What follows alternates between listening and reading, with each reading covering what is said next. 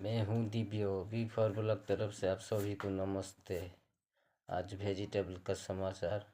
आज जुड़ंग का प्राइस है 50 रुपीज़ और टमाटो का प्राइस है 30 रुपीज़, ऑनियन का प्राइस है 35 और पोटैटो का 17 रुपया और करेला का 60 और जुड़ंग का 60 और बीम का 50 और सरेला का 40 और कबेज का 20 और फूल गोभी